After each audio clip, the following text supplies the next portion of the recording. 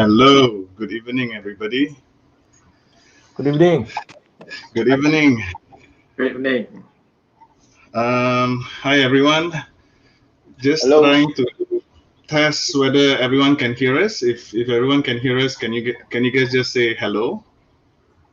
Hello. Yep. The audience, if you guys can hear us, okay, just type okay or hi or something, you know. So yeah, I mean, thanks everybody to be here this evening.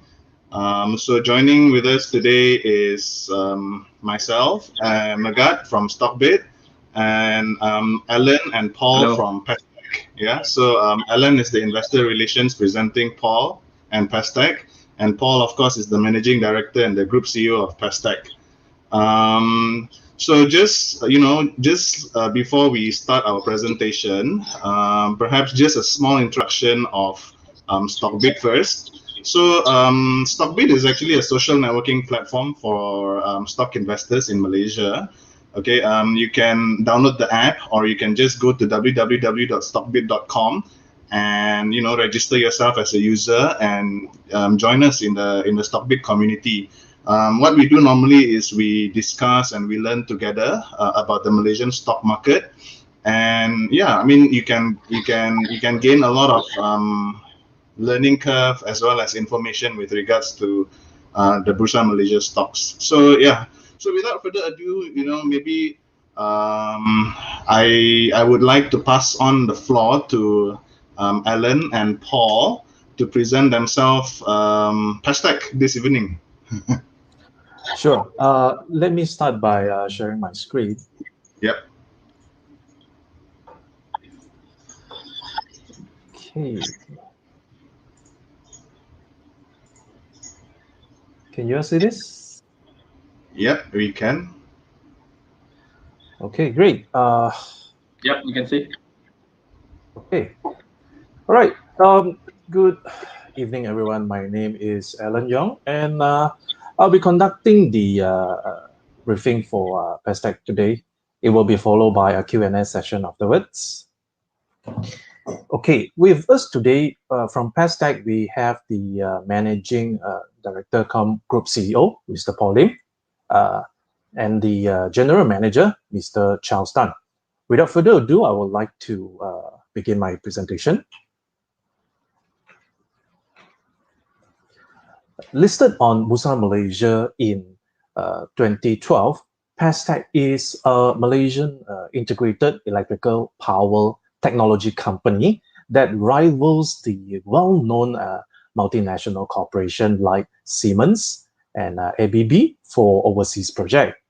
It involves in project management, engineering, digitization, manufacturing, installation, testing, and commissioning of electrical power infrastructures for power grid and rail network.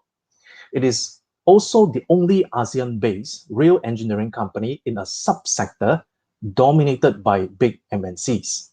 Pestech diversify into power infrastructure concession assets, as this segment provides stable and recurring income to the group. At the same time, it also reduces the reliance on the EPC segment. Today, Pestech has got presence in 22 countries in the world.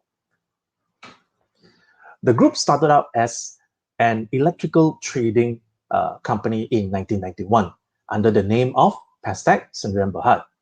The group then ventured into power transmission infrastructure segment in 2002. Subsequently, Pestech diversified into rail electrification and signaling segment in December 2013.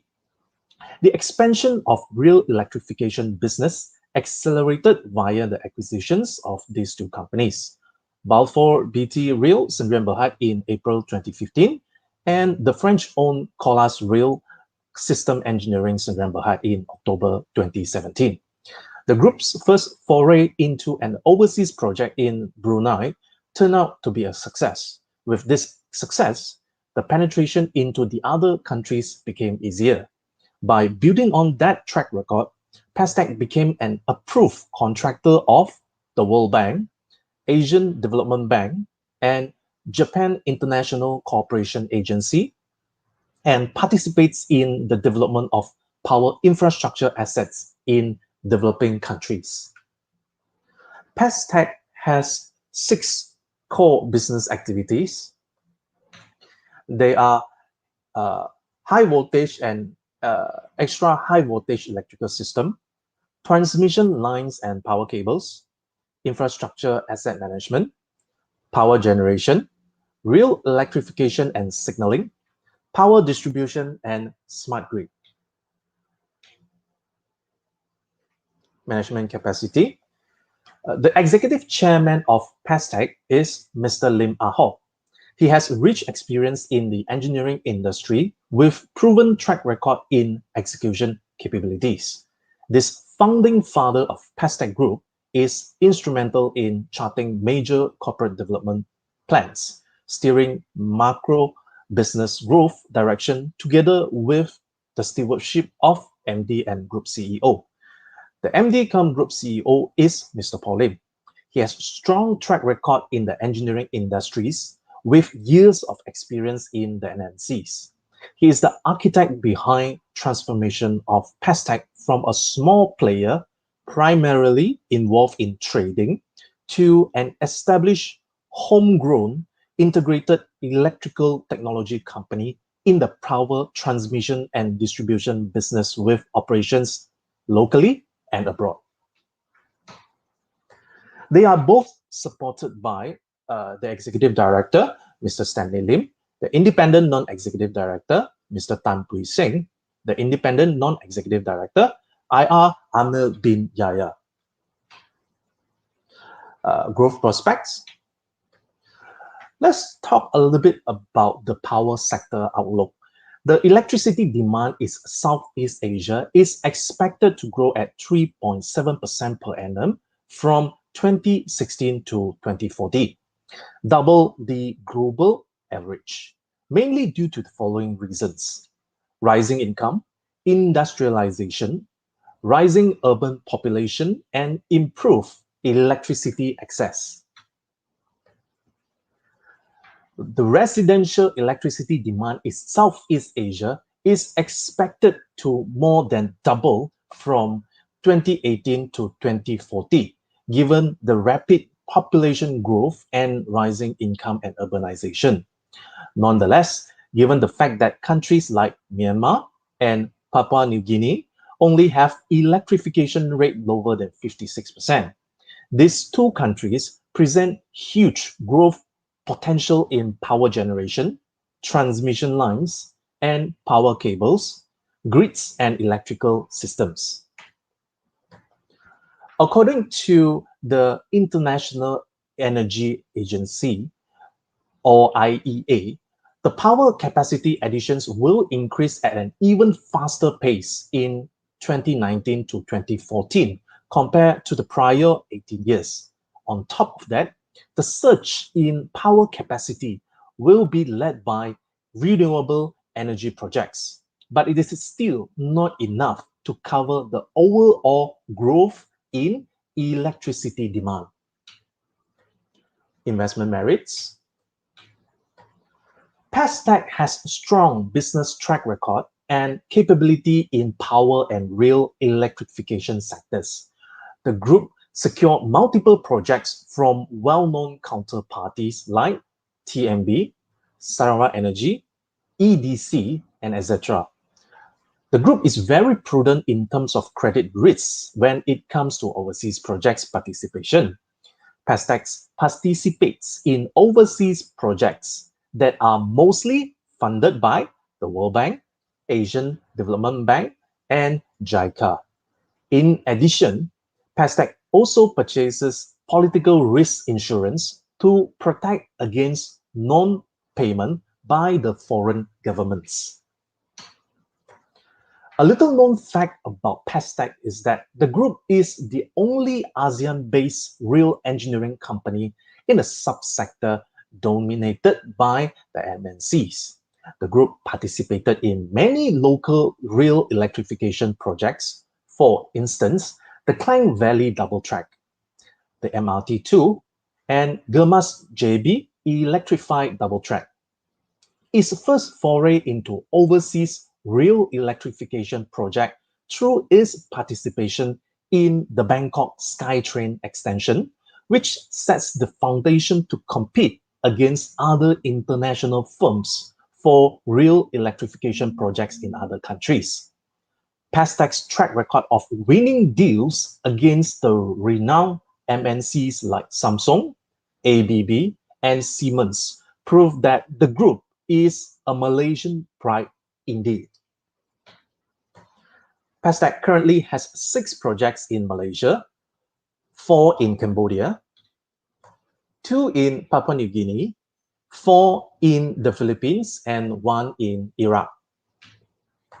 In addition, Pestech's order book increased by 65.4% from 1.33 billion ringgit as at 31st December 2020 to 2.2 billion ringgit as at 24th February 2021.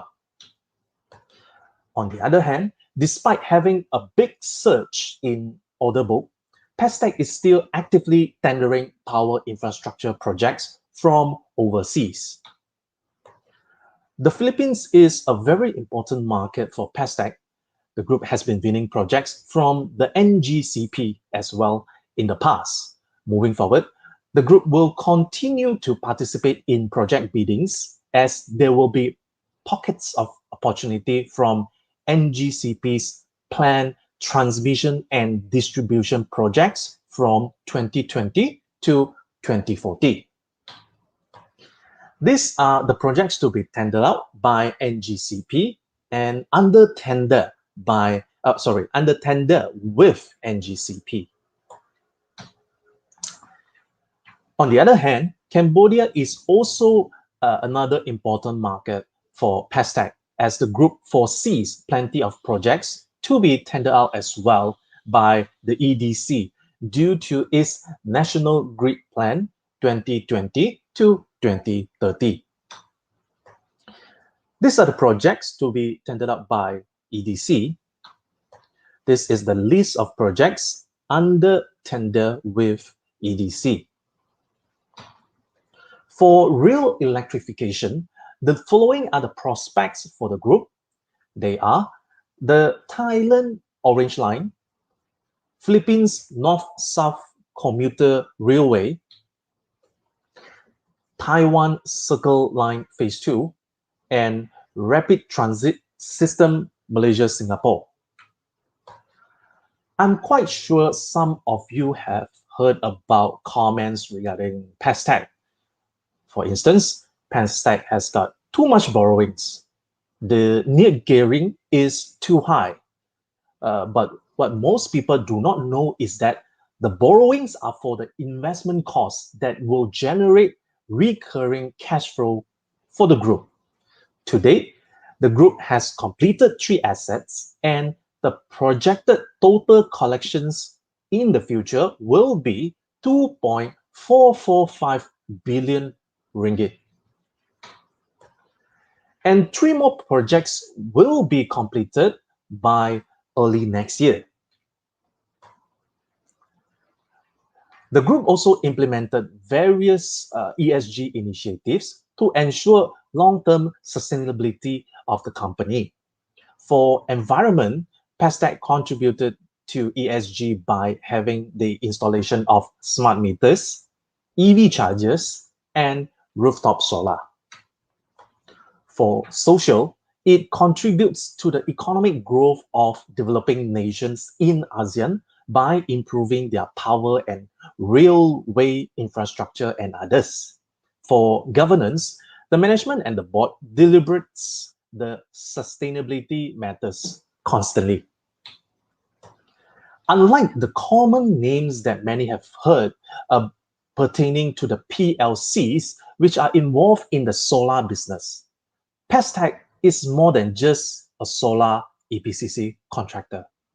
Through the acquisition of 94% stake in Green Sustainable Ventures Cambodia Company Limited, or GSV, for $4 million, The company entered into power purchase agreement with EDC under build, own, and operate model with a power purchase price of 7.6 US cents per kilowatt.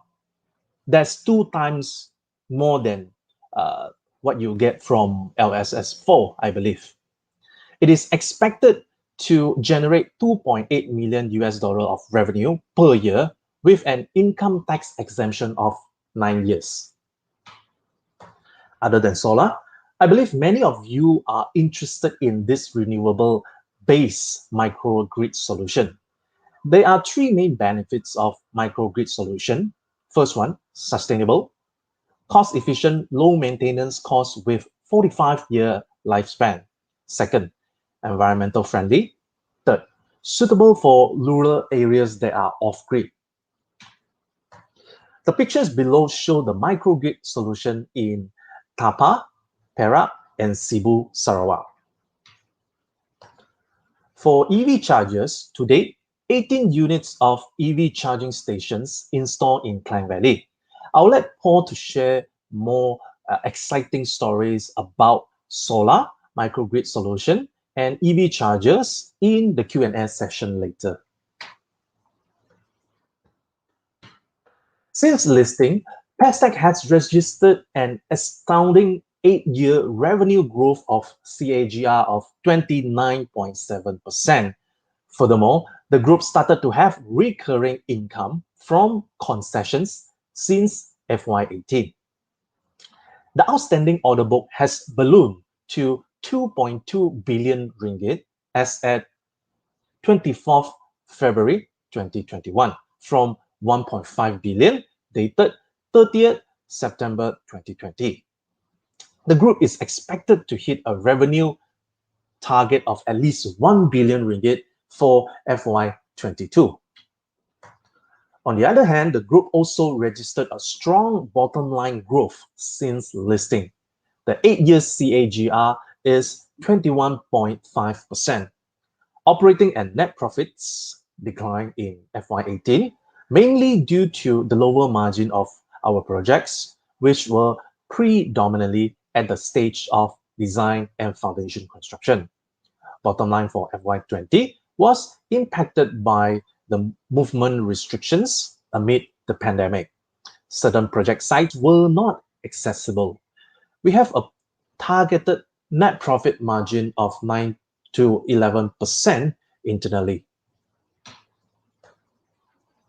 For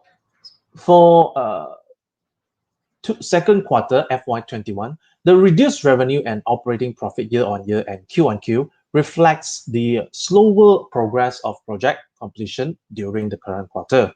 Net profit increased by 36.5% year-on-year due to significantly lower income tax expense. Given that some projects are undertaken by subsidiaries not wholly owned by Pestech, the net profit is shared with non-controlling interests. Looking ahead, we expect a strong showing of results following the healthy growth of outstanding order book. As at 30th June 2020, 60% of our borrowings are used to fund investment projects. Excluding these debts, the group's adjusted gearing ratio stood at 0.8 times as at 30th June 2020. We expect our adjusted gearing ratio to trend downwards through accumulation of earnings despite increased project debt. This table shows the expected cash receipts from 3 of the completed assets. The total debt to be repaid for these 3 projects in the next 7 years is at 498 million ringgit. And this healthy cash flow position mitigates concern of Pestech's debt level. Pestech shows attractive PE and forward PE when compared against solar companies like SolarVest and Semiden. its forward PE is also undemanding when compared against concession holding companies like Malakoff and MFCB. Just to recap, Pestech has strong business track record and capability in power and rail electrification. The group's healthy, outstanding order book will keep us busy for the next few years. Pestech is still active in tendering of rail and power infrastructure projects overseas.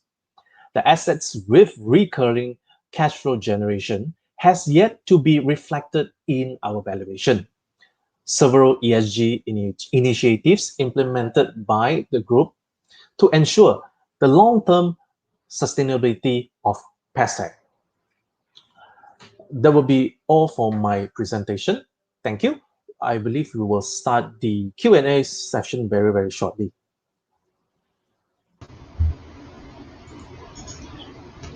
Yeah, okay, thanks Alan for that.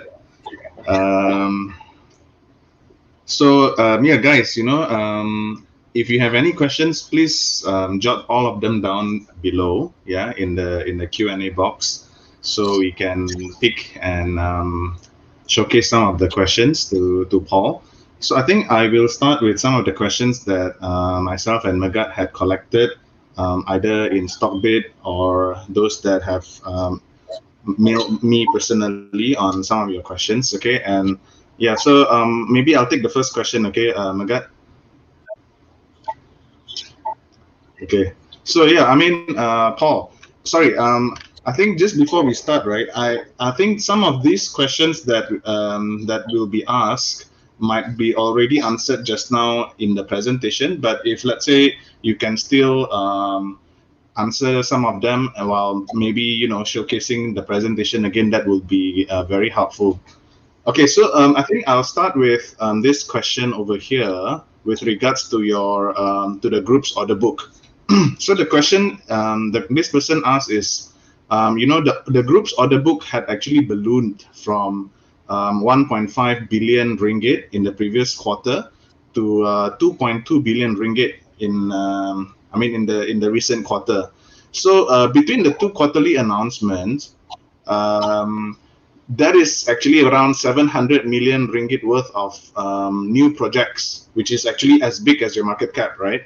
But it seems like some of these new order books, which you guys have won, may not be announced across the bursa or in the media. So I think this person is asking, is there any reason for this? Because good news should always be shared, and so after that, can you share more details about the projects secured between the past two quarters, and what could be the expected margin for these projects? Paul? Yep, sure, Randy, thanks. So just a little bit on our order books. Yeah, so as of January, I think when we announced our result, we cut off of January, end of January 2021. So our outstanding order book has come to 2.2 billion. So owing the fact that some of the projects that we have, taking our threshold announcement is $50 million US, because we are servicing our customer across the whole region. So of course, some of the project we didn't announce, but majority of it are our rail electrification project and also our transmission line and substation project all across the region.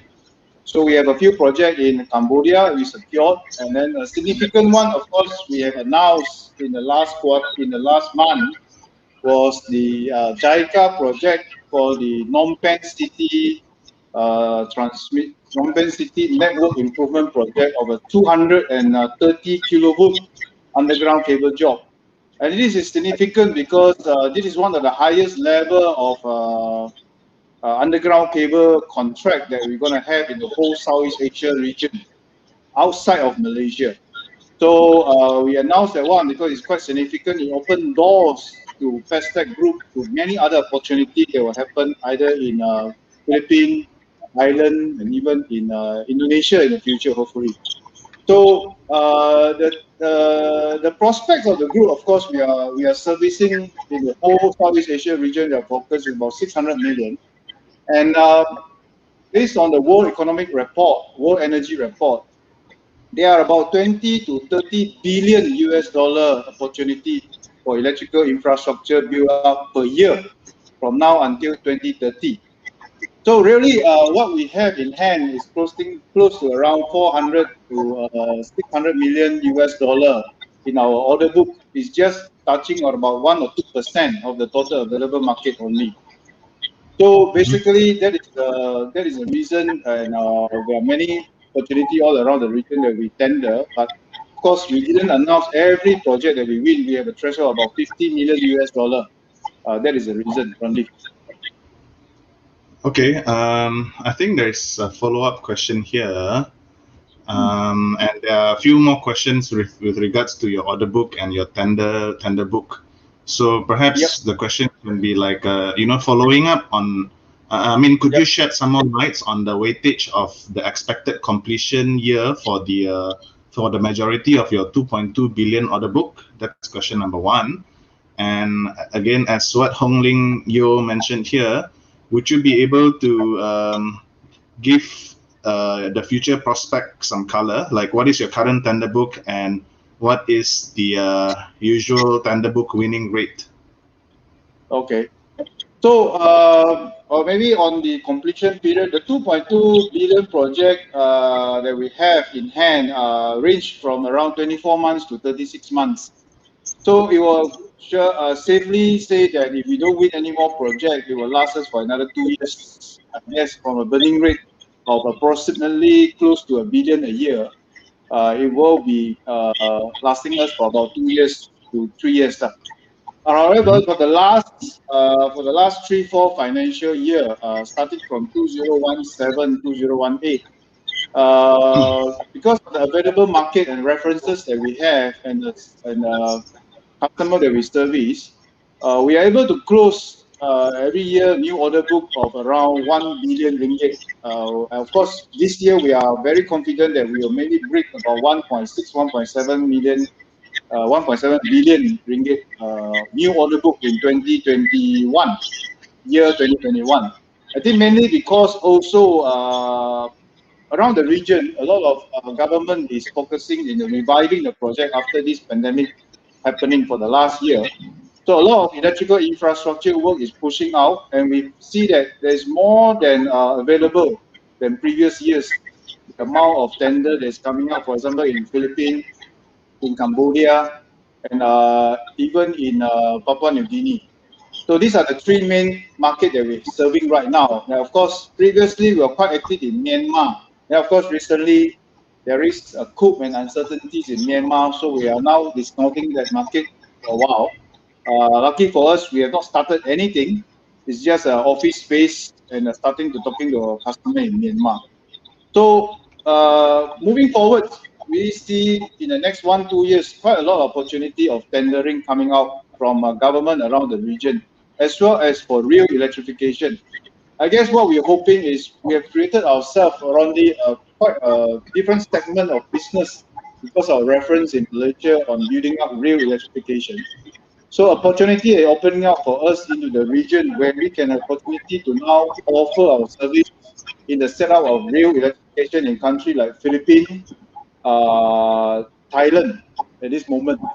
Of course, other countries not just pick up for real electrification, but we are quite excited. We feel that the next this financial year or even next financial year, we are able to win a major real electrification job in the region will be our focus. So our tender book is now seeing quite a lot of opportunity for real electrification. And actually, our last quarter, our active major tender book stood at about 1.9 billion. Over the last couple of years, our hit rate over about 20 to 30% of the our major tender book running. Okay. Magat, over to you for your next question. Yep. Okay. So we're talking about the COVID-19 pandemic. So the travel restriction is still imposed in Malaysia. So, and I understand that the pandemic seems to have an impact on your top line and also bottom line because of slower project execution. So so now that we are still in the pandemic, is the management doing anything to ensure that your project progress is on track, or do you think it will affect your margins going forward? Yeah, Megat, no problem. I think a pandemic, nobody wish it to come, right? Everybody wish it to go away. But yeah, what we can do now is, of course, our attitude is to save life rather than save business first. So, of course, we will participate and follow the requirement of the government, but we ourselves also are taking extra precaution. For example, all our sites in all around the region, they are doing a regular antigen test. Some of the sites every 2 weeks to make sure all our workers and engineers who are working at site are free of this so-called pandemic for a while, until the vaccine is, of course, available. Actually, one of our guys, we are feeling that Cambodia, one of our workers are already starting taking vaccine. Malaysia one, we have to wait for a while. But pandemic, definitely for in the whole region, different country has a different approach towards their reaction on the pandemic. For Malaysia, last year we have quite a serious thing when we have complete lockdown. So for April, May, and June last year, we do not have any revenue recognition in our job in Malaysia. And at this moment, we are 40-60 in terms of our order book for Pestech. 40% is Malaysia, 60% is overseas. Majority of it is real, because in Malaysia we are executing the MRT2 electrification project and also the Southern Double Track electrification project. So these two projects and also two of our projects in TMB are not able to deliver any revenue for us during the full lockdown. And then, but in Philippines, in Papua New Guinea, and in Cambodia, lucky for us, it doesn't affect us too much. That's why we see our revenue of last year, even though we have a dip, but we are also able to do about 800 million. And this year, it is slow, but it is not completely nothing. So of course, we will work with the flow, and I guess this is the cost of saving life. We rather follow whatever the government wants us to do, but it doesn't affect our operating cost too much. Basically, it's a test cost and all that. But the speed of execution, of course, is affected. We all wish that it doesn't last longer than it should. Yeah, because now that the vaccine is coming out, and I think most retail investors are actually looking at recovery plays. So personally, for me, I think one of the recovery plays that I am looking at is infrastructure spending. So now that you are in the infrastructure sector, do you have like a timeline? When do you think that government will start to kickstart the economy using infrastructure spending? Well, Megat, like I said just now, we see quite a lot of push, especially we can see very significantly in Philippines and Cambodia, where they have rolled out quite a lot of infrastructure projects to build up this economy process before the private sector take over. In Malaysia, of course, a bit slower, but I'm sure the government is preparing something. But we are seeing a push of moving faster for our Southern Track and also our MRT2. At least for the existing MRT2 project. Yeah, they are moving on and ask us to accelerate it. So because I guess the economic activity that is cascading from this big project quite have an impact before the new project come in. So, and also we see in Thailand, there are a new line called Orange Line. In Philippines, there are also a new rail line called the Manalos Tutuban line, where they are also tendering. So, in fact, really, this we see a lot of play in the region to boost up the infrastructure build up, while we are waiting for the real private sector to take over after the pandemic. And all around the region, all the country is starting to taking vaccine. So we are quite positive in it. And timeline-wise, of course, we all hope it should be faster than later. But this is an enemy that we fight we can't see.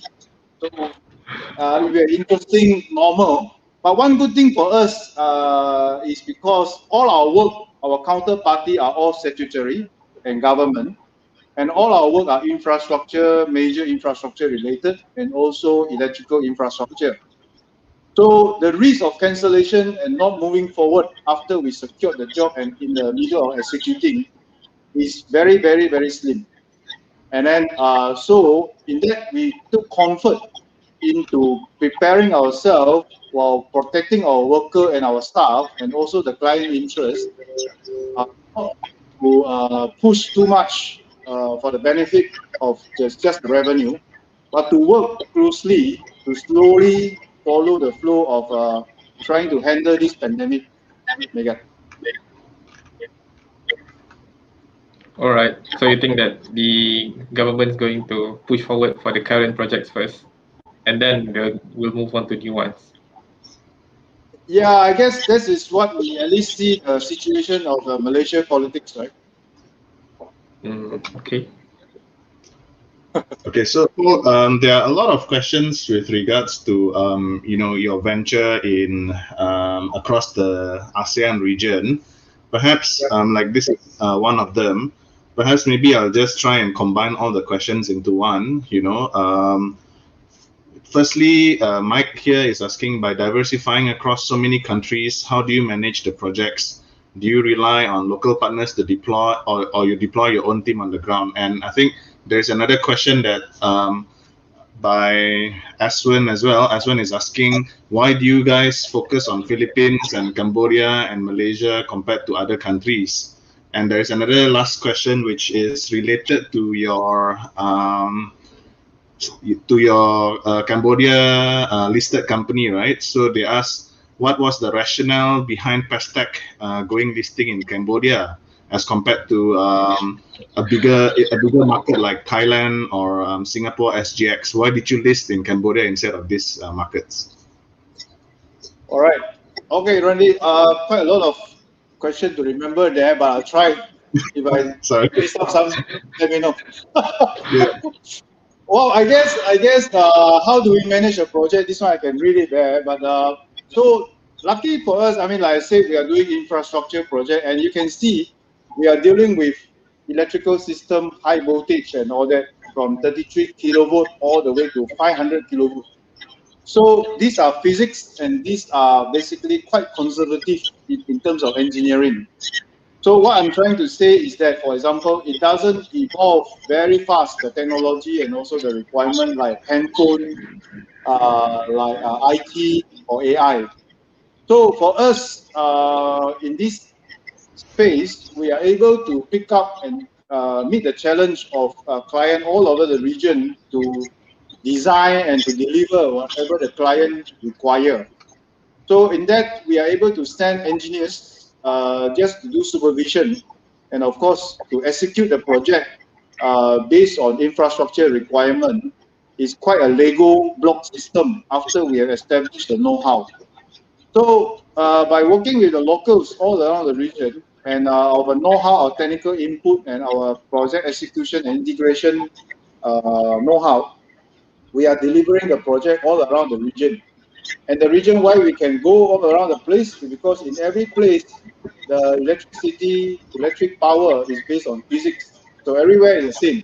In fact, our market, if we have the capability, we can go all around the region of growth. For example, South America, Africa, and even into what do you call it, Eastern and Western countries, as long as they are asking for electrical power. So in that phase, we are able to compete as a Malaysian and ASEAN technology provider, because it is very slow in terms of change and all that. Like TMB in Malaysia, if there's any change in new technology and all that, it will take at least 10, 15 years before they adopt it. So they are the most conservative people while they provide reliable electricity supply, and the technology keep evolving. So So that's how we manage a project, and we are able to go beyond our borders. And of course, that electric utility all around the region, they are quite conservative. So once you have a reference with them, we are able to be a lot of return customer rate for us. So Cambodia, why release in Cambodia? Well, we have been in Cambodia for last 10 years, right? So and the Cambodia political system is quite stable relatively in the greater Mekong compared to the greater Mekong region. So the Cambodia has given us a base actually really to go into actually country like Laos and Myanmar. So we have choose to put our company in Cambodia on a listing status because we would like to take advantage of the further investment that we can do in Cambodia asset, because Cambodia do provide us quite a relatively more competitive pricing in terms of holding asset and also possible expansion of our assembly property.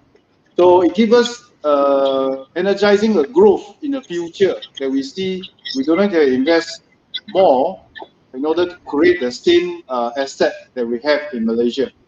So one of the reasons is that. Secondly is we want to put a statement that we are there going to be a long term to participate in Cambodia growth, and we want to be the first in the Cambodia country to offer the opportunity for people in Cambodia to also invest and participate in the growth of electrical infrastructure there in the future. Because Cambodia utility or requirement, infrastructure requirement is growing at a rate of 20% a year. And definitely there is a lot of statement that we can work with the Cambodia government to develop that network, not only in Cambodia, but also from Cambodia, we go to Laos and Myanmar. So we found the opportunity to be there, and also because we've been there for 10 years. That's the reason. Okay, sorry. Yeah, go on, Paul. Hello, I'm just saying, anything I missed out from the one that you are saying just now? No. I think it's okay, but yeah, just want to follow up a question here from this Mr. Teo here, just staying into Cambodia, right? So he's asking that are you all having a business in coal power plant supplying to EDC as well? No. No, okay. Yeah. Okay, Magat. All right. Last 2 weeks I read a report on the Chinese Belt and Road Initiative. I read that now it includes like around 140 countries or something. So like, I mean, if we discuss, if we set aside the political discussions behind the Chinese Belt and Road Initiative, so it seems like it was paused for a bit for the pandemic, and then right now seems to have been resumed. So in the sector of railway expansion, because I think you were planning a lot of rail electrification as a major segment in Pestech the next 5 years, right? So do you think that Pestech, that the company will take advantage of this initiative, or do you think it will be up to the Chinese? No, I think Megat, that's why we are preparing ourselves for the last 3 years to be able to offer this service, and we are very proud to say that we are the only ASEAN-based system integrator that are able to deliver real electrification. So with that, we are now having opportunity to offer our service all around the region, either to Chinese fund or Japanese fund and whatever. So basically, it is the service that depends on the presence of the proximity of the place that we are offering service. So we will be offering service to the utility. One thing good for us is all related to electrification. So the utility in each of the country that we already is our customer is also involved. So with that, we are able to offer as an alternative for the stakeholders to consider, rather than all is either China or Europe or even the Japanese. So we are able to do a portion of it, or even working together with the Chinese MNC and also the Japanese MNC to offer our service as a Southeast Asian based company, and maybe we'll be able to give them another aspect of flexibility. So we see that it's the same market that we can approach, just like transmission line and substation build-up is an infrastructure build-up. So we believe there is a lot of opportunity in terms of real electrification, while we continue to build up our capability, because urban electrification is not just picking up. For example, Cambodia, Phnom Penh, one day you will have to build something like LRT or MRT, because that is the direction of urbanization. Every city, at the end of the day, should have a mass so-called transit system that will open up again opportunity to serve, for example, EDC to give electricity supply to the MRT in Cambodia, Phnom Penh, for example.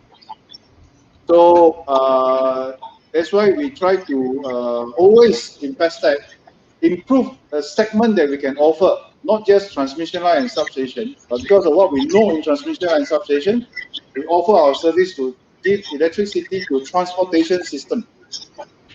So that we can have a bigger cake in order to make sure that we grow. At least our side, we are trying to grow into 50-50 contribution for transportation system as well as power grid. So in the near future, maybe in the terms of 3 to 5 years, we hope to be a 2 billion ringgit company. As compared to right now, we are hovering around 800 to a billion ringgit turnover company. All right. So one of the diversifications that you were talking about means the EV charging and the renewables and the microgrid as well, right?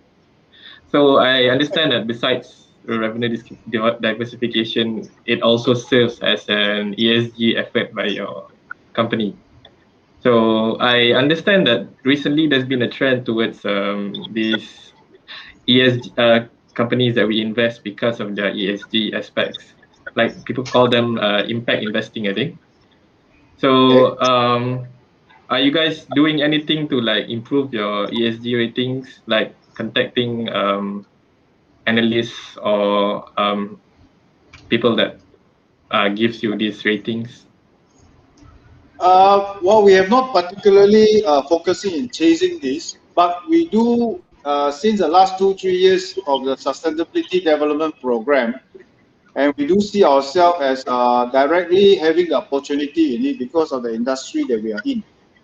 If I analyze it correctly, urbanization, modernization will continue to grow.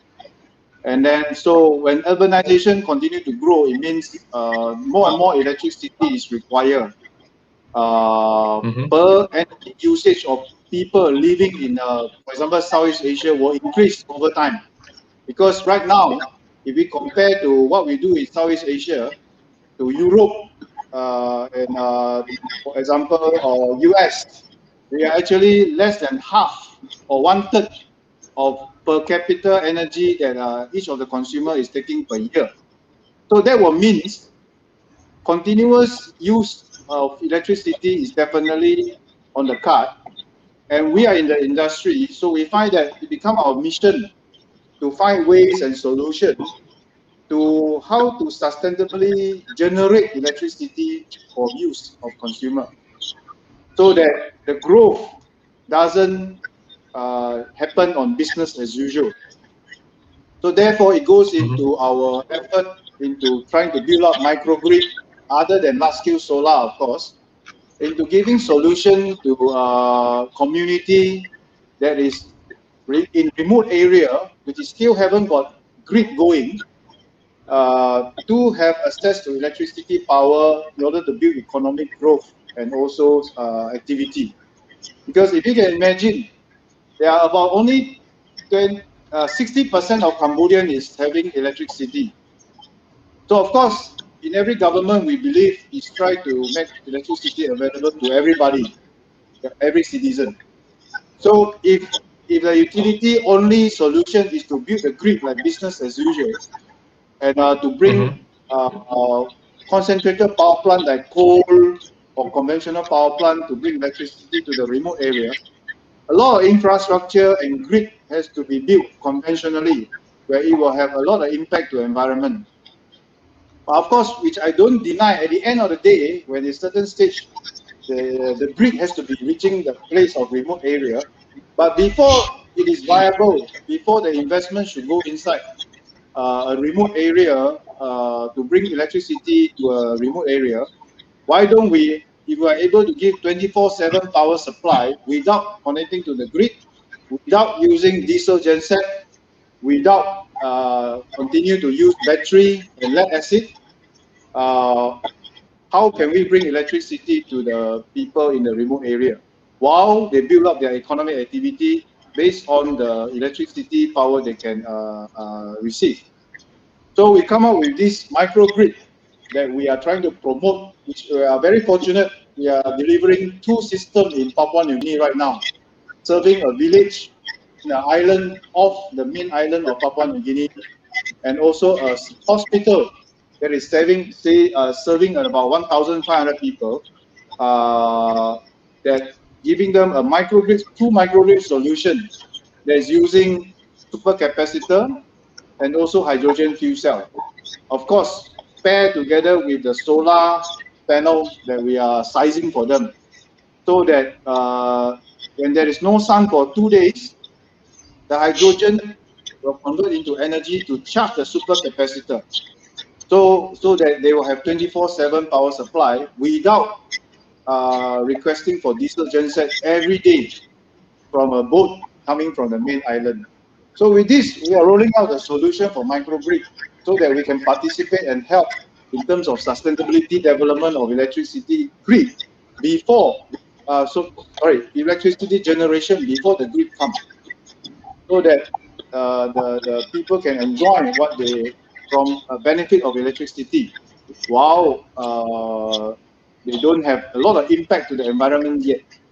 So this will give us some kind of like a sustainable, helping to sustainably grow the community.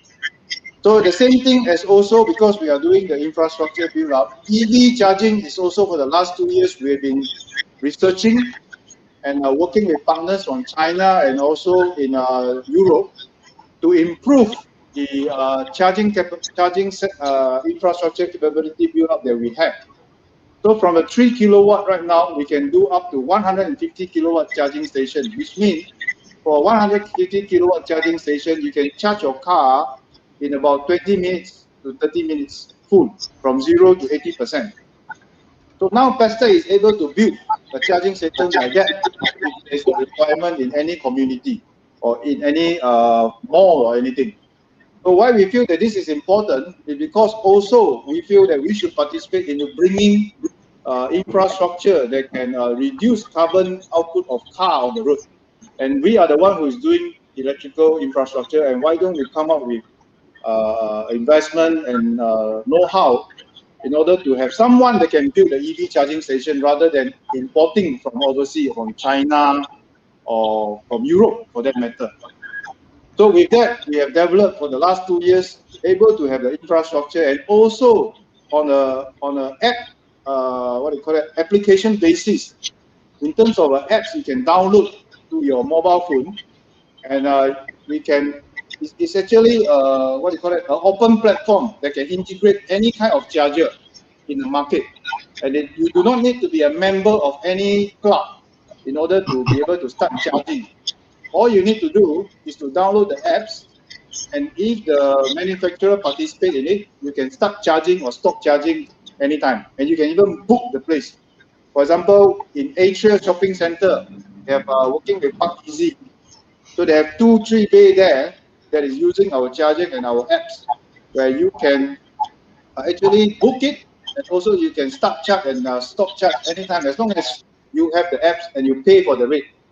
So in this kind of revenue sharing thing, we hope to start the initiation of awareness into building more and more EV charger. And then in turn, we hope to motivate the government to allow more incentive for owning EV vehicles, because really there is a low-hanging fruit into reducing CO2 emission into the city.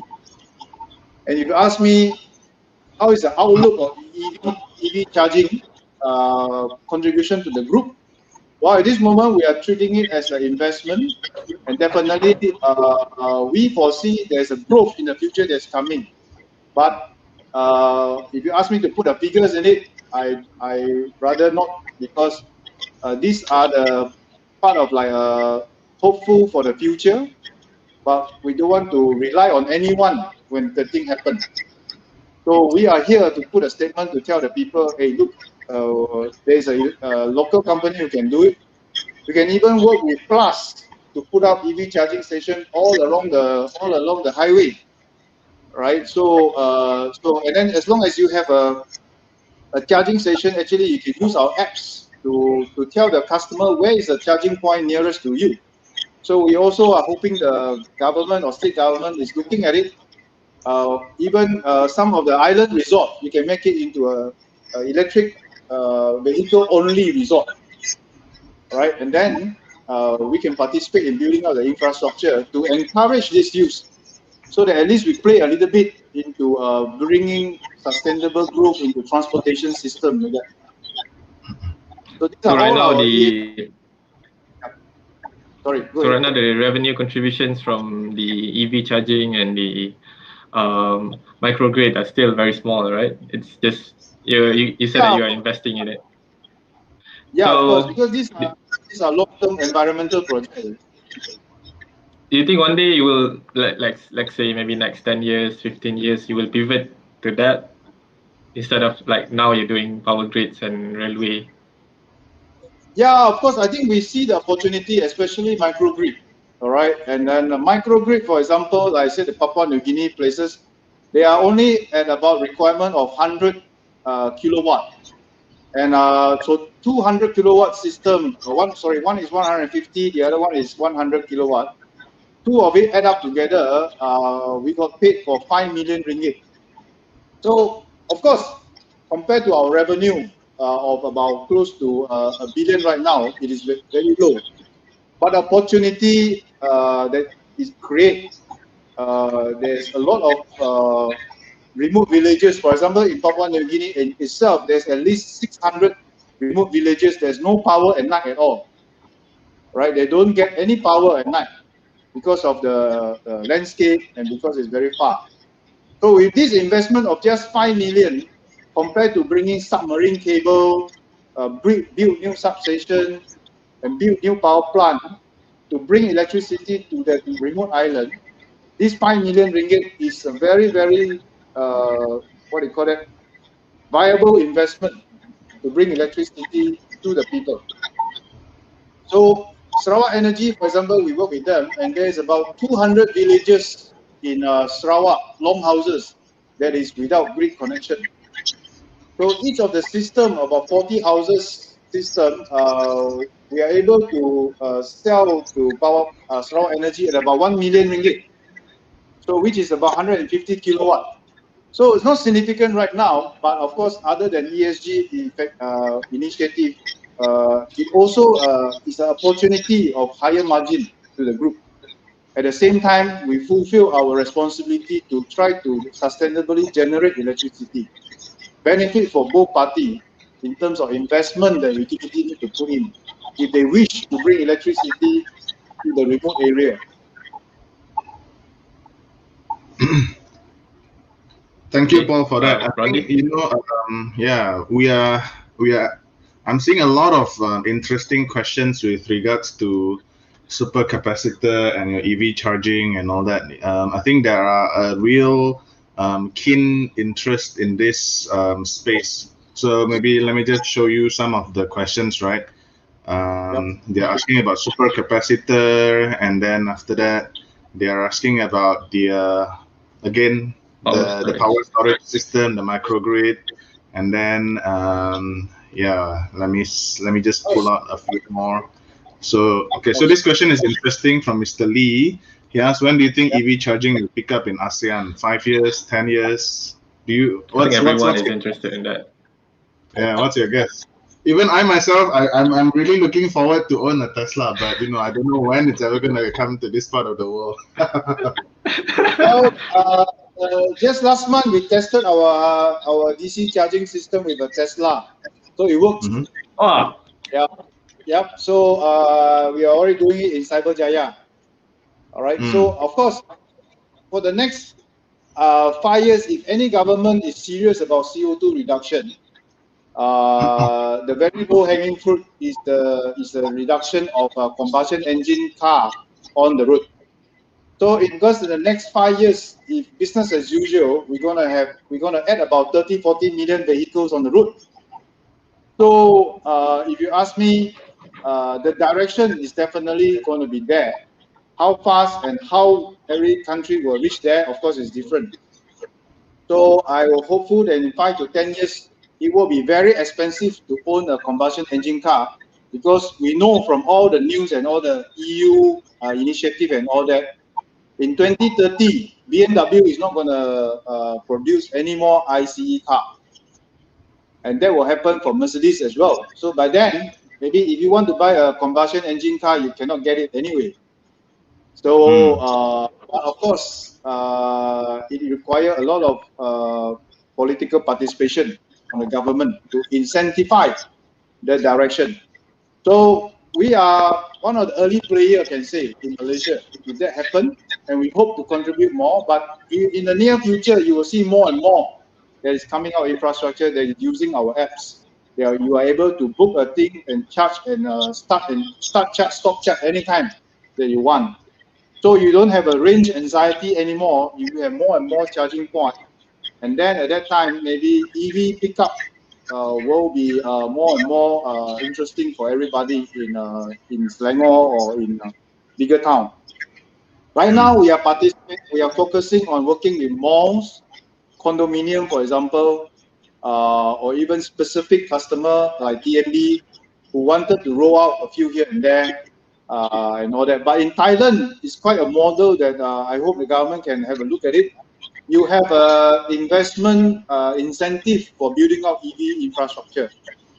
If you invest in building up a few EV chargers, you got a tax incentive, for example, right? So these are all the things that I guess every government should have a real look at it, because it's a very low hanging fruit towards reducing CO2 emission in the city.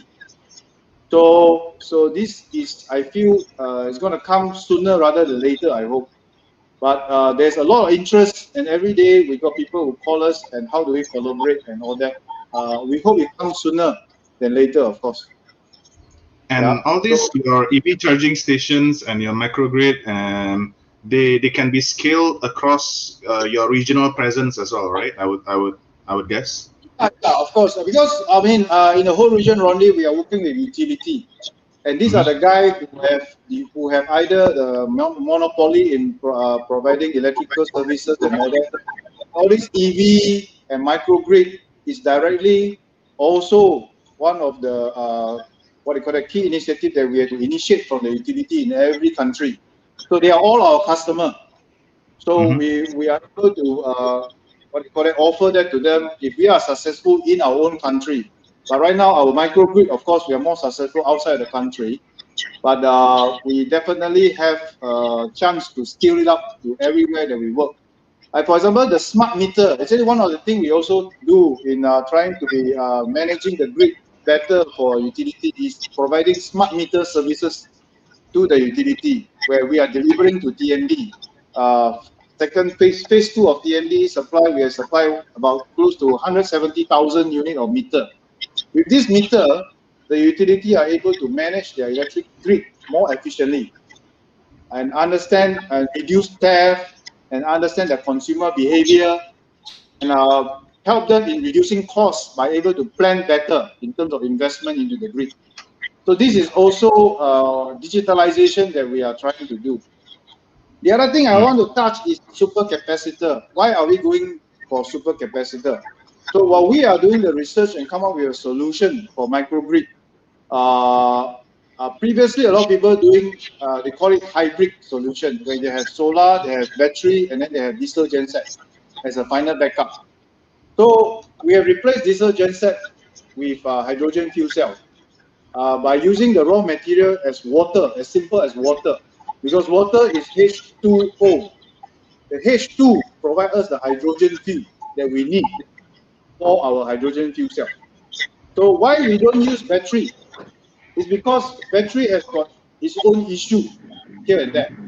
Because if you ask anyone, battery maybe lasts 2 years, 3 years maximum, you have to change the battery.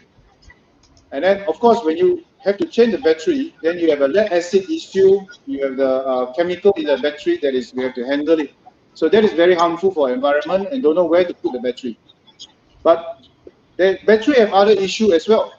Battery have a memory effect. Because battery, if you always charge the battery when it is 50% full, then you will get 50% full become 100% for the battery. So that's why when you use a handphone, if you keep charging your handphone when it is 20% left or 30% left, they will never be 100% charged in the future. It will always tell you, I'm 100% full, but actually I'm 70%. So in 2 years' time, you have to change your mobile phone. That's how Samsung and Apple all survive. Every 2 years, you must change your phone because your phone battery don't last. So in that case, that's the reason why battery doesn't last. And battery has a temperature effect. If temperature is high, it will affect the battery performance. So we dish battery and we found super capacitor. Super capacitor charge and discharge. Because it's capacitor, it will charge fully and then it discharge fully before it's charged. Because it's capacitor. Alright, so and then it can charge and discharge about 1 million times without any problem. And you don't have any memory effect, you don't have any problem in disposing it because it's insulation and conductor in a supercapacitor. So with that, we are going for green solution. We are going for alternative compared to a battery system. So that's why we hope supercapacitor will be the way to go, because overall in 20 years of the microgrid life span, it is actually much cheaper than you use battery, right? Even though you may have a bit higher capital investment in the beginning, right? But that is the motivation why we change it to supercapacitor. For example, the hybrid places or remote, when they use battery, after 2 years, no more electricity supply at night. And because they are so remote, for example, people in Sarawak, they only go and buy diesel during Gawai. When Gawai time, go buy diesel at night, party all night, and then nobody go and buy diesel anymore. All right? So the battery doesn't work. So you have to have another solution. So we come up with this one, and we hope it will pass the proof of concept with Sarawak Energy, and we can deliver this kind of solution to Sarawak Energy. Okay, talking about your sorry, sorry, Magat. Yep. Maybe just to follow up your supercapacitor, maybe we just try and add on the hydrogen fuel cell, right? Because there's a good question here to understand more with regards to your partnership with Enapter. Maybe you want to touch on that also, Paul? Okay, Enapter is also giving us we are a partner of Enapter who gives solution for energy management and through hydrogen fuel cell. So we have localized some of the technology locally, where we are assembling and also programming and doing energy management system in our factory in Bukit Beruntung here to deliver to our customer in Papua New Guinea and also Sarawak. So the hydrogen fuel cell, how it works, like I said, is basically very simple in the sense of during daytime when the solar or sun is up. Solar energy will be used. Part of it will be used to go and do electrolysis of the water. When electrolysis happen, if you remember your physics, electrolysis happen, hydrogen and air will be separated. So the hydrogen side, we will collect it in a tank. So as long as sun comes out, it will continue to collect hydrogen until the tank is full. So it will be stored there And then when there's no sun for 1 day or 2 days, the hydrogen will be called up to combine again with air to produce water again, but in the process, it produces electron flow, and the electron will go and charge the supercapacitor. We're using supercapacitor. It's a combination of solutions. So this is how the hydrogen fuel cell works. In a sense, we are not supplying hydrogen together with a microgrid, but instead we are producing hydrogen from water, which is mostly widely available for remote villages, because everybody build villages remotely near water, near river. So you just have to use the river water as your raw material. As long as you have water, definitely you have electricity if you have a hydrogen fuel cell system. So that is the beauty of our solution. Megat? Yeah. Yep. Okay, talking about your, I think this is the last question on the microgrid system. Because I think one of the main applications for energy storage that you use in the microgrid could be the grid storage systems for energy storage systems for grid applications. You know, like putting batteries in the grid. Because I think that will be a big sector going forward as we move into renewables. So, are you seeing any interest in that? And then, is the company planning to participate in that sector as well? Yeah, I mean, there's also one of the reasons. In fact, you point out a good point that I forgot. In Cambodia listing, because of our opportunity to list Cambodia, we also are looking for cornerstone investor where we target technology partner. And in the Cambodia listing, we managed to secure a partner from Germany, a company called MR.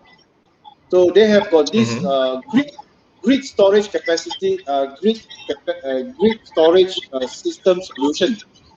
That actually, this is a much bigger storage system that is hooked up to the grid instead of microgrid. Yeah? So this is like 20 megawatt storage system. So this we are seeing also pick up and trying to exploit this in country like Cambodia that we know. Asian Development Bank is sponsoring a study to put in 20 megawatt storage capacity, grid storage capacity, while they generate more and more renewable energy through solar system that have built up large-scale solar all around the country. All right. I don't know whether you know, but Cambodia is quite in the forefront in building up large-scale solar as relative to the size of the utility. They have about at least 1 gigawatt of solar farm already established, and even though their grid requirement is only about 2,000 megawatt, 2 gigawatt only, so it is very fast, and people do it quite fast compared to Malaysia here. And then so they have a lot of opportunity to store solar energy and to use it at night for free. Right, so there's definitely a lot of interest in grid storage solution. Okay. Okay. Yep. Thank you. Yep. Okay. I think let's move into your other interesting segment, which is the solar and the renewable energy, right, Paul? And as you know, with the recent announcement in Malaysia about large LSS4, I think a lot of people will be wondering, what do you make of the tariff and the potential IRR of the winning party over here? And as you just mentioned, you also have a solar farm for yourself in Cambodia. So how does that yield in comparison to what you may see here in Malaysia? After all, I would imagine that Cambodia being higher up in the north, there could be more sun hours, and I mean, is the land cost over there cheaper as well? And will Pestech be bidding for more solar projects across the region? Yeah. Yeah, that definitely. I mean, okay. We view the large-scale solar EPC capability of the group as EPC earner. And as you know, our EPC our EPC segment of the business, we require 9 to 11% return because there is quite a lot of market available for us actually. So we treat that as one of our core business requirement, and we like to maintain that in terms of EPC income.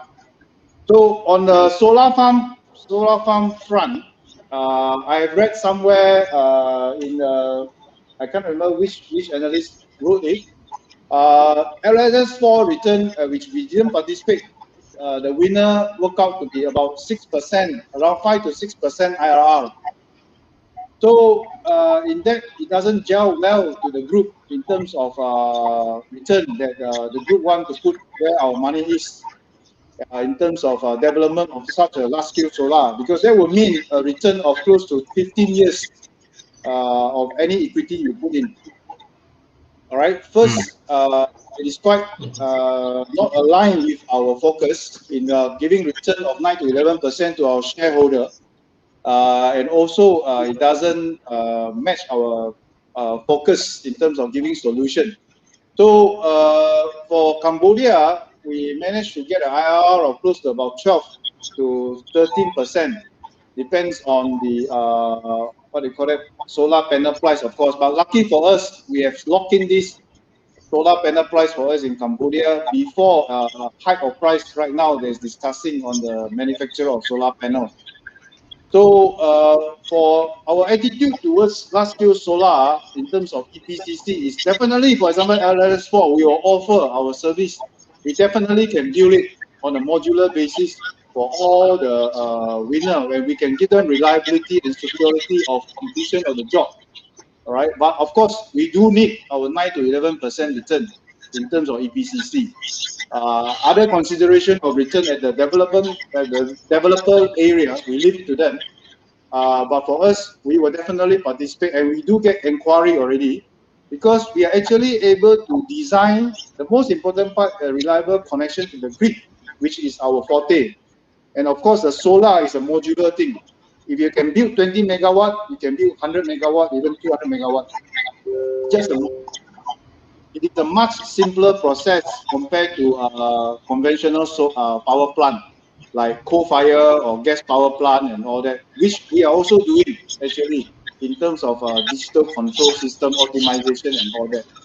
So building a solar farm is of large-scale solar in the sense is of course very interested, but it has to give us the correct return on it. And this question here from Mike, for the PPA in Cambodia for your solar project, how long is the PPA? Is the payment guaranteed by government of any sort? Is it in US dollar or local currency? Okay. Yeah. Okay, the PPA in Cambodia is for 20 years. COD is this October. So do follow our Instagram. We will every now and then post out our progress of the site.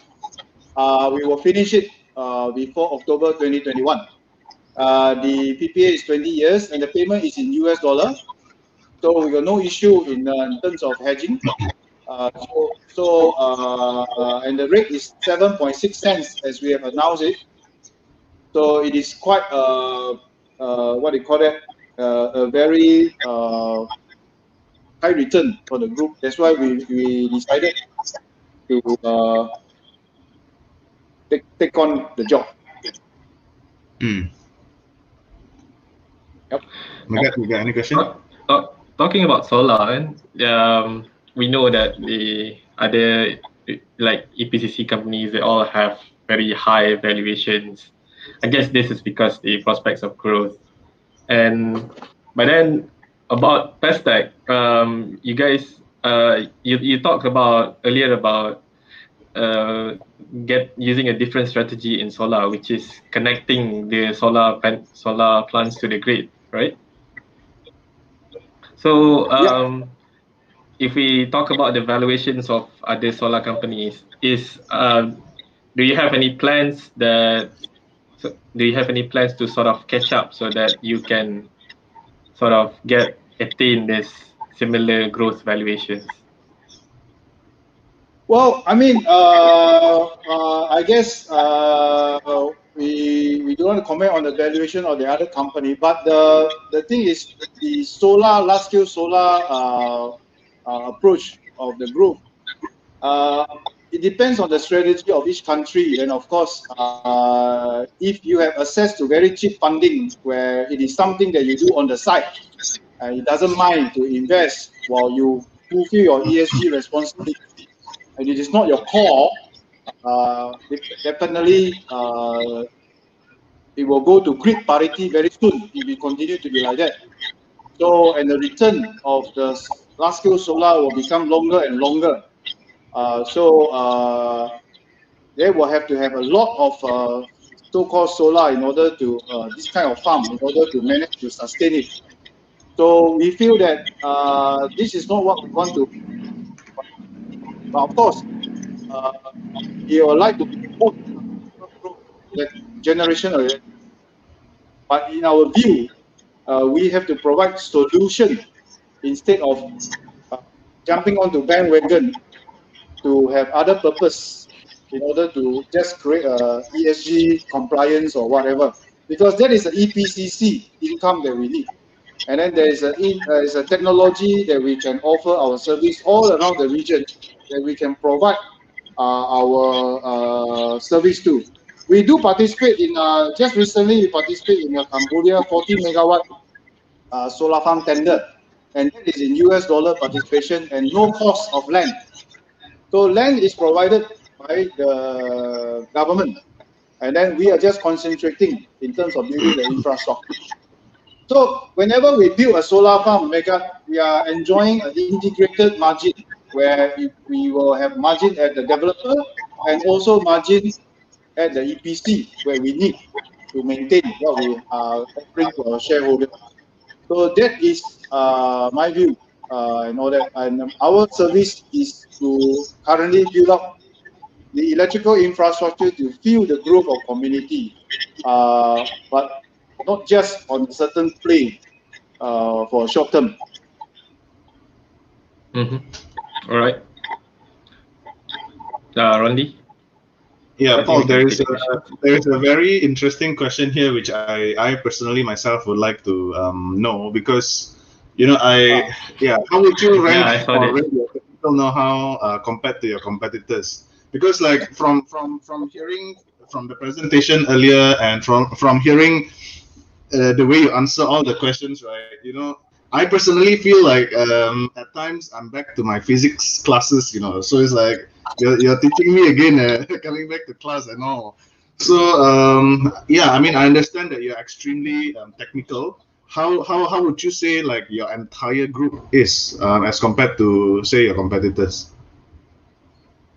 Well, in our field, I think one of the reasons I took up electrical power engineering as an electrical power engineer is also I'm quite practical and quite lazy in terms of upgrading myself. So technology in terms of electrical power infrastructure, lucky for us, like I pointed out earlier in the presentation, as a Malaysian-based company, we are able to be in the playing field because of the slowest slowest in its development in terms of pickup by utility, because it's a very conservative industry where the important thing is to keep the lights on. It's not to be trial and error. In terms of technology development, if you cannot catch up, because there's a lot of trial and error and a lot of fun going into research and development to play on new things. So, but in our industry, as a Malaysian-based company, our engineers are able to catch up because it provides us at least 10, 15 years before a new technology is being picked up by utility all around the region. Because no one is going to put their head up and try a new system if it is not proven. Because the important thing is to keep the lights on. With TMB today in your house, there's no power supply. What you will do, right? So you will not try new technology if it is not proven. So in terms of that, it gives us quite on par on every technical solution that we can offer to all the MNC all around the region. So once we are able to prove to our customer the solution that we can provide, and the entry barrier is very high, just because of the confidence and the reliability that the utility customer perceive in how we can deliver the project. So I would say we are able to be qualified to tender in almost all projects in the region, up to 500 kV substation and infrastructure requirement. So technically, we have passed. We are able to meet all the requirement that is required by international tender, invitation, or even regional. So in that sense, we are quite comfortable in offering our service. The only problem that we have is how we want to expand this cake into more things that we can offer service from it. Whether we continue to just offer our service in terms of transmission line and substation and hopefully to win more, or we can also, because of electricity requirement in transportation system like rail, able to offer service into building up infrastructure. With that, then we were able to grow our company and provide sustainable growth in terms of top line and also bottom line to our shareholders. So I guess to answer the question, how good are we? We are good enough to participate. Okay. I mean, Paul, you know, like now it's almost 10 o'clock. I think there are still a few questions, especially with regards to the financials that I hope we can touch. So maybe if you don't mind, we will just try and extend this for another 10-15 minutes. No problem, my pleasure. Okay, cool. All right, so I think, you know, in terms of financials, I would say that, let me try and pull out some questions, right? Yeah, so, you know, there are some, I would say, worried investors asking, like, how come Q on Q your net profit has decreased and all that? Would you like to explain on that part? And I think there are a lot of questions as well. I saw earlier, like this one, where, you know, a lot of your business are based in US dollar. So there are a lot of translation and FX risk. How do you manage those things? Okay. Yes. Because we work in the region, we do have quite a lot of US dollar contract, and because we have a concession asset now in our books, which we have completed 3 concessions, and the asset is in US dollar sitting in our book. It's going to collect over the next maybe 7 to 10 years. We're going to collect this asset in terms of collection from a concession payment. Some of the concession payment will last for at least 25 years. So we do have constant US dollar income, but because of the exchange rate, like you see, like quarter to quarters, the last quarters, even the first half compared to the last year first half, if you look at it carefully, we have, because of the exchange rate of US dollar, we have unrealized exchange loss. So unfortunately, accounting standards require us to follow these changes in terms of our reporting. But it is like a paper loss in a sense. So we do a rough calculation, Ronnie, for the last quarter or the last half year. If we do not have unrealized forex loss, we will add on 15.3 million ringgit profit to our result, which is actually a 20% increase in terms of our performance. But this is a paper loss, and we can't do anything about it other than we have a forward hedging, long-term hedging.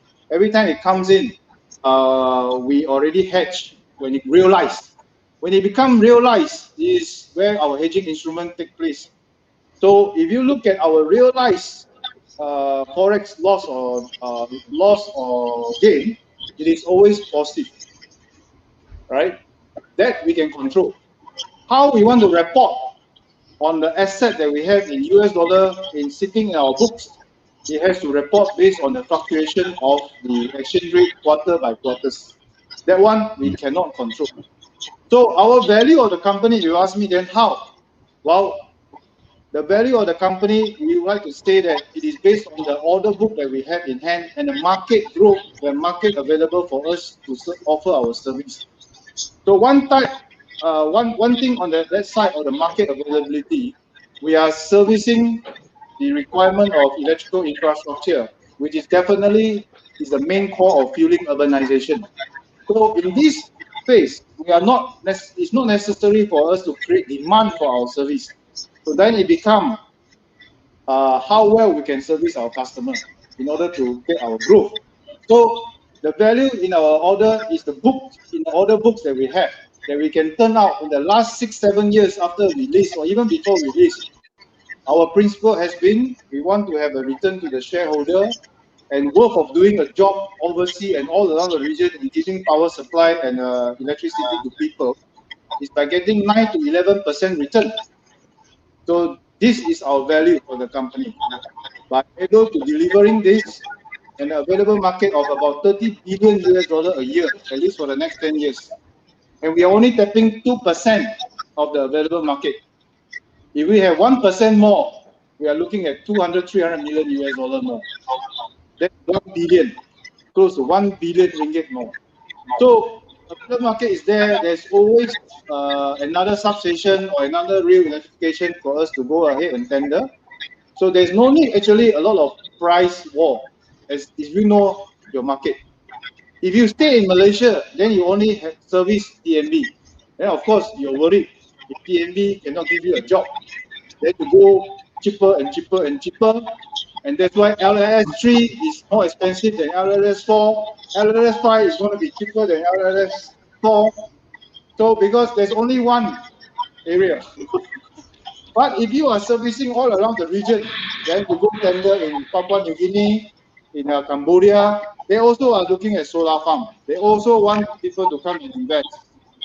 So we do have this opportunity. And other than that, we're focusing on solution.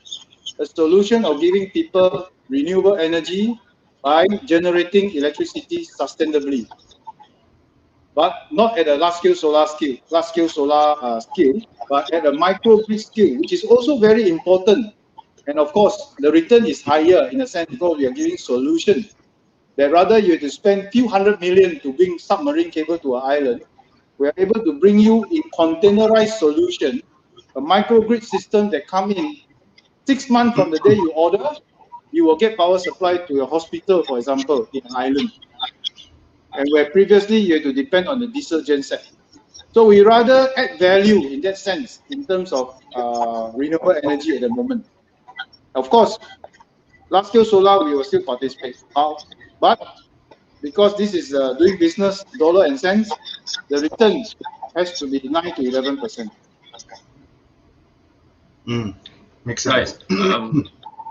Paul, talking about your financials, I think I've heard a lot of concerns, I think, in the news about your debts and gearing ratios. So we understand that most of the debts come from concessions, and like it's actually not as bad as we think. So can you explain a bit on that? Oh, okay, Magat, thanks for bringing that up. Actually, I mean, in the year 2016, 2017, we are also facing a dilemma because before that, Pestech is only EPCC based. Whatever it is EPCC based.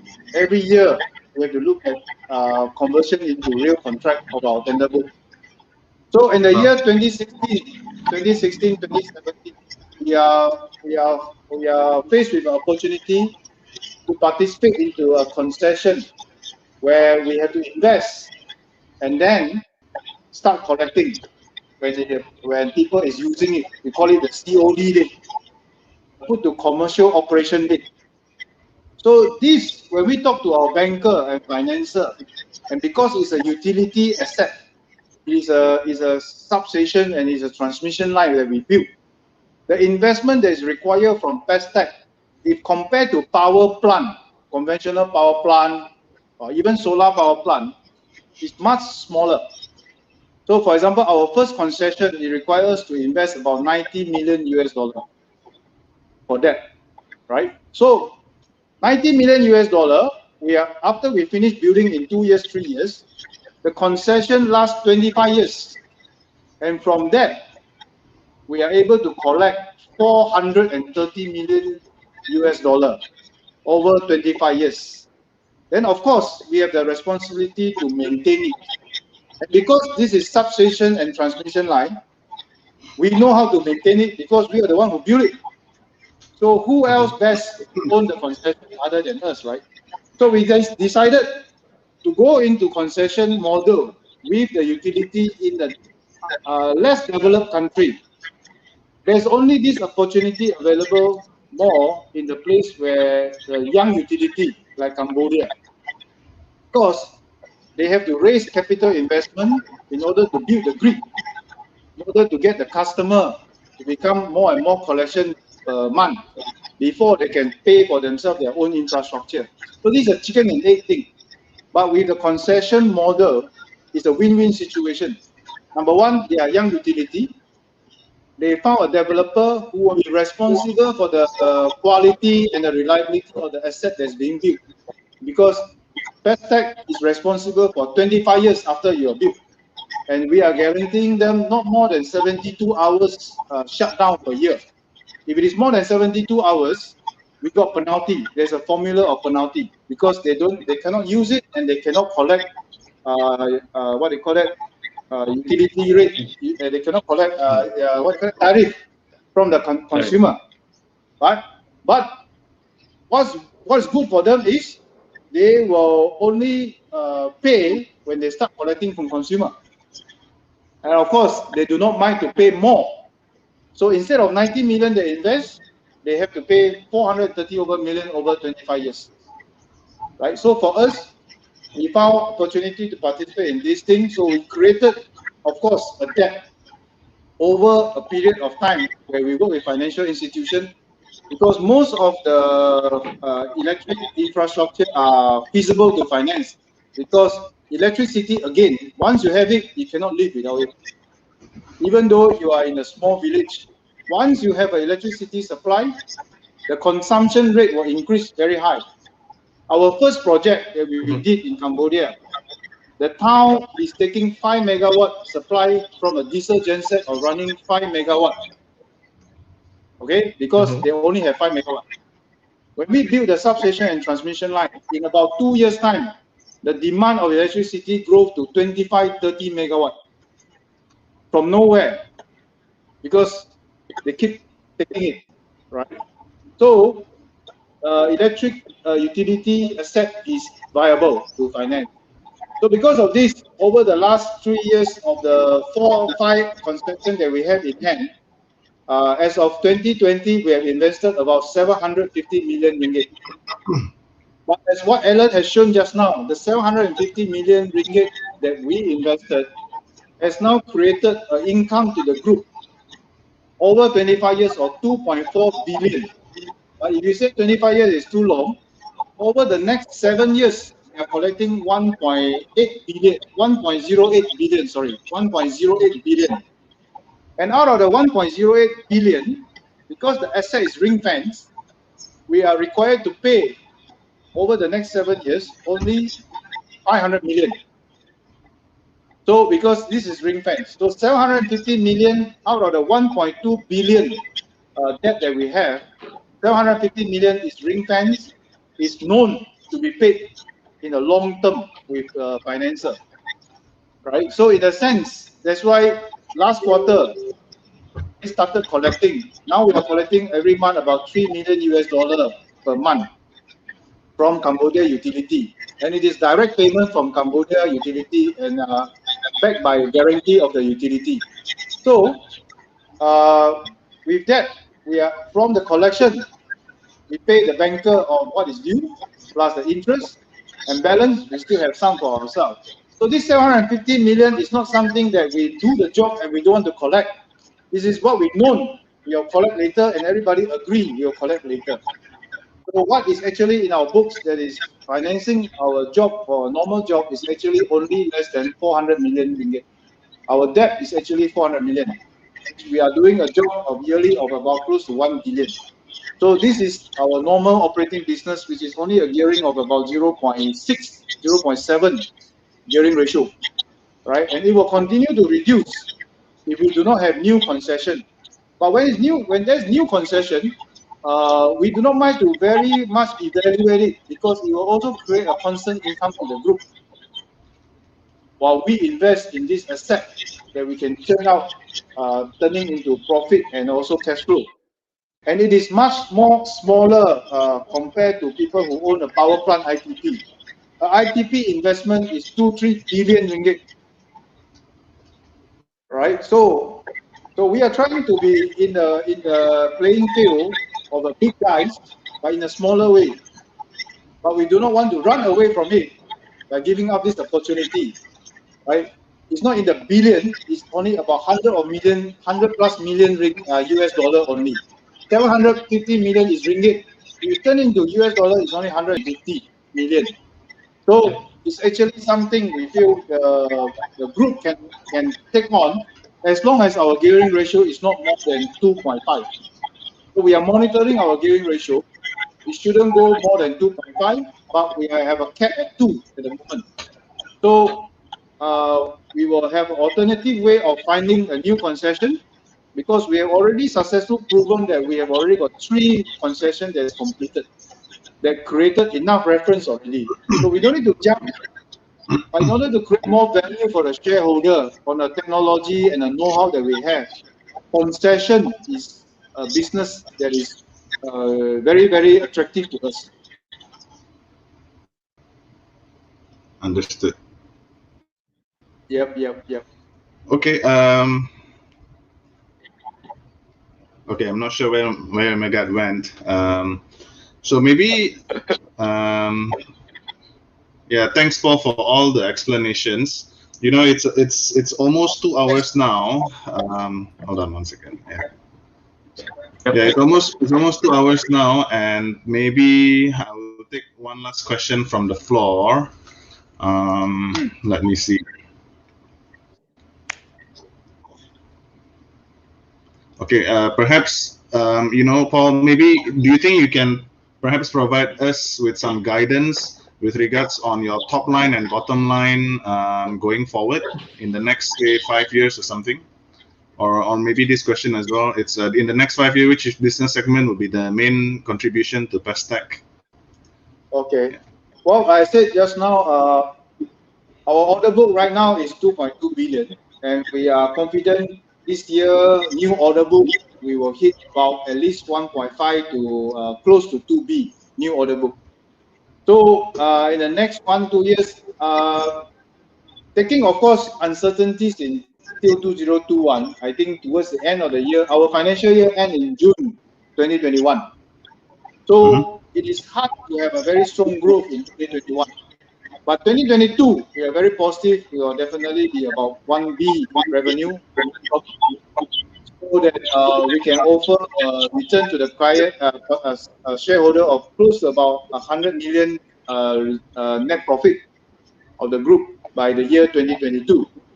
So that is the near-term so-called performance that I can foresee, regardless of what is going to happen in 2021 June, which basically is kind of like over for us. And we will maybe hit at least 800, if not close to 900 plus million turnover. Hopefully for the next 2-3 months, it doesn't have a new strain. Maybe it coming to Malaysia strain, it become very super contagious. Then we all have to go back and save life. So if there's no surprise like that, we should be able to hit at least as similar as last year revenue, because still dragging here and there by the pandemic every other month. But we are positive that all our order book in hand are infrastructure job. We have very, very slim chance of getting cancelled the job if we win it and we hold it. So, and the bottom line will maintain 9 to 11% from our revenue. the top line for the next 2-3 years, we are hoping to close a bigger so-called real electrification project overseas. We are looking at Philippines, Thailand, one of it hopefully, because Thailand have about 4,000 kilometers of rail road, not electrified. 4,000, and they are in the middle between China and Singapore. So definitely, Thai railway will be electrified. It's just a matter of time. Or else, the train will reach Kunming and then to step down and take a diesel train. Can you imagine that?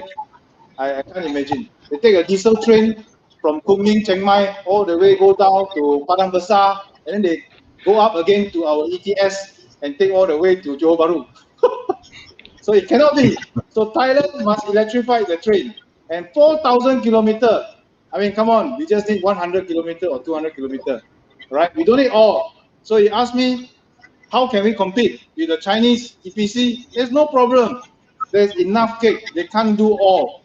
And everywhere we go, even when we are working in TMB, we also do what we need. We don't need to do all. So we are only 2% or 3% of the available market just in Southeast Asia. We haven't touched Western Africa that we have done job. Central Asia that is also requiring a lot of infrastructure. And everywhere is physics, Ronnie, like you say. It's just physics.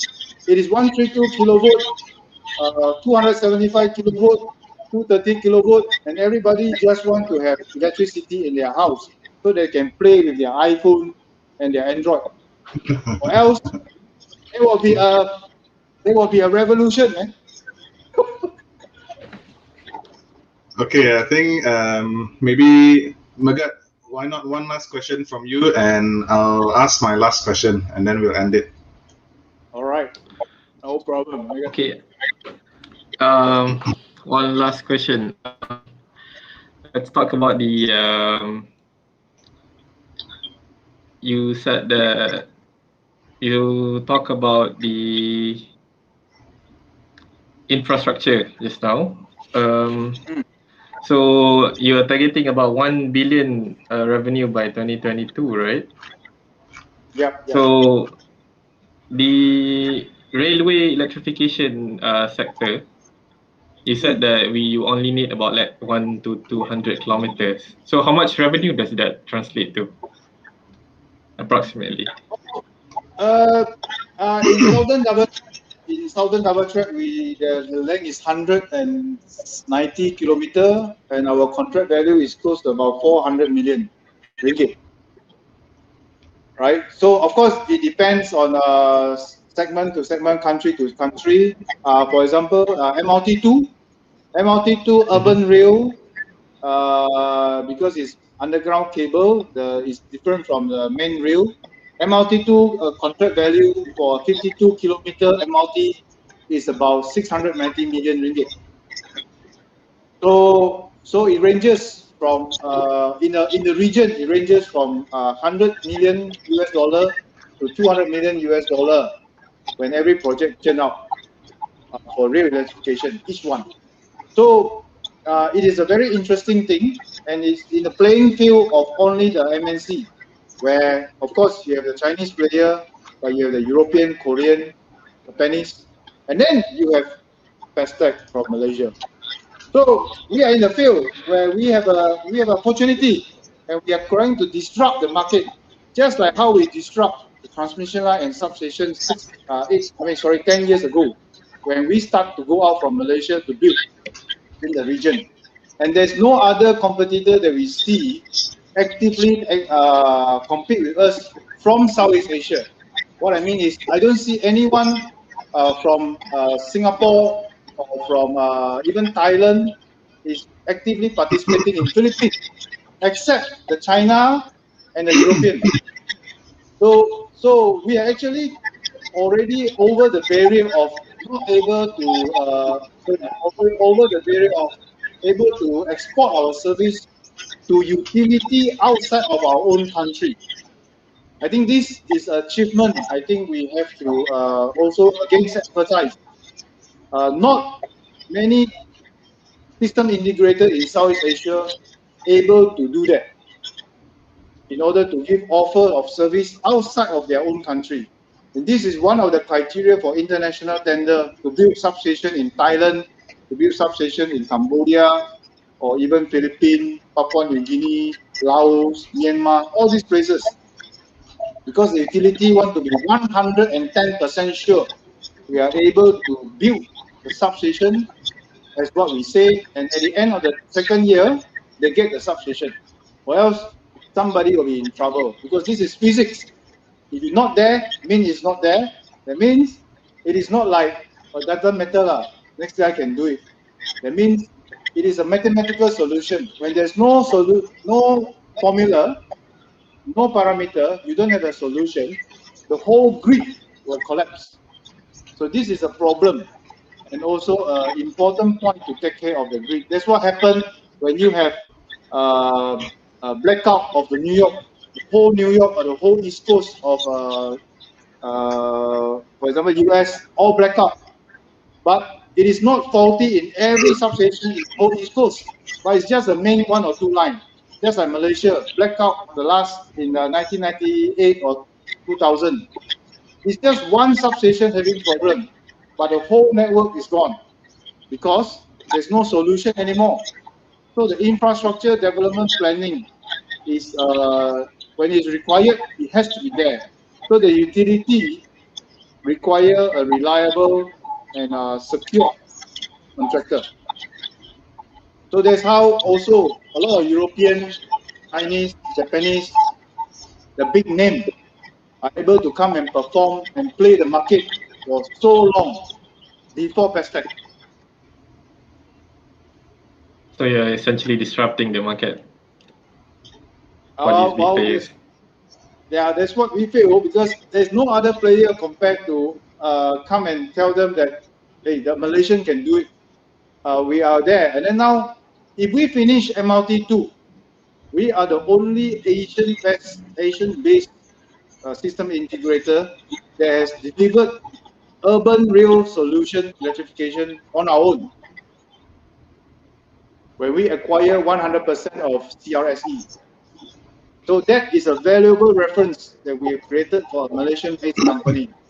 Hope MRT3, when it comes, then we can definitely tell the government there's a Malaysian company can do it. So what are you going to do? Either we continue to build our know-how so we can export more, or you let some foreigners come and do it, and then we lost the technology. So this is a key in terms of infrastructure growth in every country, I guess. Sustainability and maintainability has to be maintained. Awesome. Great, Paul. So, yeah, one final question from me, and I think we can wrap it up. I think this has been nothing short of a very, very good insights with regards to your business. Yeah. So I think the last question from myself I would ask is, because one of the things that I believe in the most in investment is that the greatest asset or liability of any company is not actually in the balance sheet, but it's in the boardroom. It's leadership, right? And you definitely have shown a little bit of that in this particular interview. So I think on my last question, I guess I would like to ask, can you tell us a little bit more about yourself, your leadership style? How do you see the Pestech team overall? And are you motivated now than ever? And lastly, what keeps you awake at night? Well, I mean, thanks only for that question. Well, I ever since I work in I started to work, my dream is to be able to be participating in building something of a purpose. So my passion is always to be able to build something that will bring benefit to the community. So for me, in order to be able to build a substation in a place like Papua New Guinea, and it will last for 30, 40 years, is something that I hold very valuable. And my team, as what I always been telling them, we are creating impact in everywhere that we go. Forget about of course, we make money and create value for ourselves, but we have to know what is the purpose of doing this. So our purpose is quite clear. We want to go and create an impact in the community that we service. So Pestech gives us an opportunity to do that really, and really directly impacting the livelihood of many community and many economy if we are able to continue to build infrastructure for them. So for me, I have privilege to work with a lot of our core people that has been with me for a long time, ever since year 2000 when I joined Pestech or started to come in with my uncle to give me a chance to prove myself. A lot of my people have been with me for a long time, and we share that kind of passion. We are committed to build something, and we have a team that's actually able to deliver something to the community. So with that, I'm very fortunate to be able to rely on some of my core people here in the various different kind of technology. For example, in our generation technology, new electrification technology, digitalization, which we are going into for smart grid and all that. With the help of all of them, I'm very proud to say that we are able to create something out of ASEAN-based company, not MNC, not to rely on somebody else that are able to not able to grow our own community. So this is what we want to create in a sense. Yeah. So I hope I get support from all the fellow Malaysian or the fellow ASEAN to help build this one in order to be playing in a sustainable growth of the industry in this region. So with that, I guess I want to thank for the opportunity to share our story. I hope what we're trying to do here is a bit of a disruption and also a change from a place, from a company like we are relying on European and Japanese and even Korea to build infrastructure of ASEAN. So why should we do that? And because we need it ourselves, for ourselves. Okay, thank you again, Paul. I think this has been a very incredible insight. Mugat, do you have any last words on this? Actually, one of my favorite questions was the technical know-how question, because I'm an engineer as well. So for me, I understand, and because a few weeks ago, I think Elon Musk has went on criticizing why we have so many lawyers and accountants as CEOs. So it's rare to see an engineer being a CEO.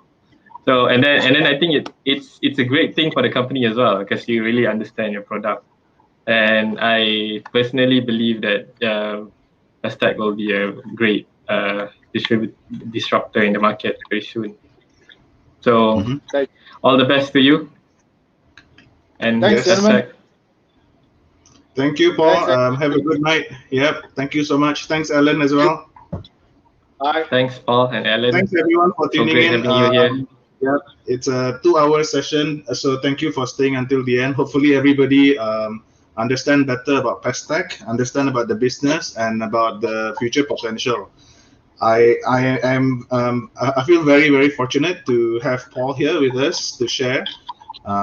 So thanks again, and good night. Good night, everyone.